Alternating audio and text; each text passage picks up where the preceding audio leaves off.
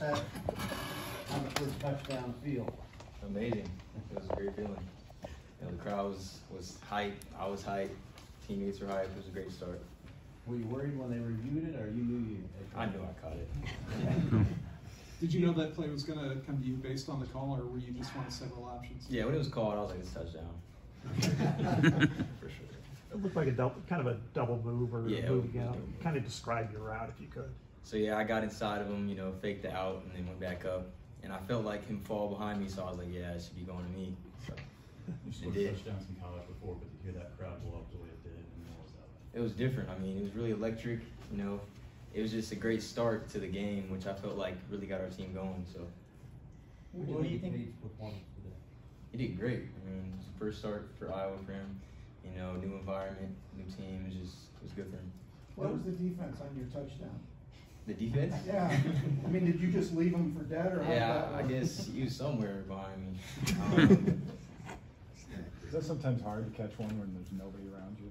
Those are normally the hardest, to be honest. Yeah. But yeah, you just got to secure the catch. I don't know why I fell in the first place, but yeah. I mean, you know, there's no way you're responsible for anything that happened in the past here, but you know, there's some scar tissue, I guess, from fans and everybody else about the offense in the past. How important was that, do you think, for everybody collectively to get 2 drives, 2 touchdowns right off the bat? I mean, we knew what we're capable of. I mean, we knew we was going to go out there and just, you know, shove it down the throat or score, or, you know, get in the end zone. That was our goal. So to just achieve it was a great feeling, and you know, to come out with the win was a bigger feeling, better feeling. What all went well during those first 2 drives, and I guess there was a little bit of a lull in like the second and third quarters after. What do you feel like was maybe missing during kind of those quarters? I'm guessing execution maybe. We really, in those last quarters, I mean, we didn't really do anything they didn't do anything to really stop us. We were just stopping ourselves, I feel like, you know. But the first quarter, you know, it's just the whole game was great protection. It was just great. It's just we need to execute a little more, but it was great. What kind of communication are you getting from Kate during the game as it's progressing? Just telling me, you know, what he's seeing, what I should be doing or what I shouldn't be doing and stuff like that, or like what to look for when I'm out there and stuff like that. So it really helps me. When you transferred here, chose to transfer here, I mean, could you possibly have this type of thing in mind? Second play of the season, make a touchdown game?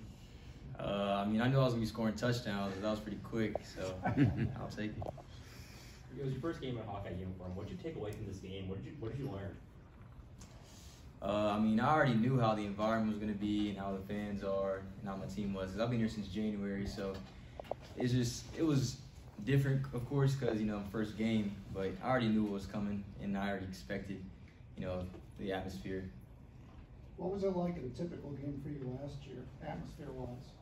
A lot less fans, of course, because it's bigger stage over here. But you know, it's all football, so it's all the same stuff. I think earlier this month, your wide receivers coach said that you were humble, but like you knew what you're capable of and like confident. Where does that confidence come from? It's really just, you know, you just gotta have a mindset that, you know, you're the best person out there. No one can guard you. That's what you have to be as a receiver, I think. And you know, having that mindset can go a long ways. How do you develop that mindset? I guess playing with confidence, you know, you'll realize that it really does help. And, you know, I got my dad telling me stuff like that, and my brother, and just family members, coaches, just, you know, always helping me out, so. Have you had a chance to look at your phone after the game? Yeah, I was in touch with my family, you know, sending texts back and things like that. And just looking at the vids and all the cool stuff on the video. Is your dad impressed? Oh, he already knew what the deal was. It's nothing new to him. So did you get a chance then to see, you were saying vids, like you saw the video of your play? Yeah. What stood out to you, like looking back at it, watching yourself? The crowd looked crazy on the vid. Like, I didn't realize, like, it was a lot of people there. What's it been like when your dad was such a great player to grow up, you know, with him as your dad, and how has it helped you? You know, he helped me a lot develop as a football player, you know. But it was just so normal to me that I didn't realize how much of a help he was, if that makes sense. Like, but yeah, he's a great help to me. How did you separate yourself from him? I mean, you're your own man now. I mean, you know. Yeah. You got the pedigree, the genes, but you're Seth Anderson. Yeah, he kind of allows me to be myself. You know, he doesn't ever pressure me to, you know, follow in his footsteps or anything like that. He knows that, you know, I got it in me, and he just pushes me and keeps me confident. So they never tried to call you Flipper Jr. or anything? Yeah. Yeah, Nico calls me Big Flip. But it's whatever, so. All right, thank you, Seth. Thank you, guys.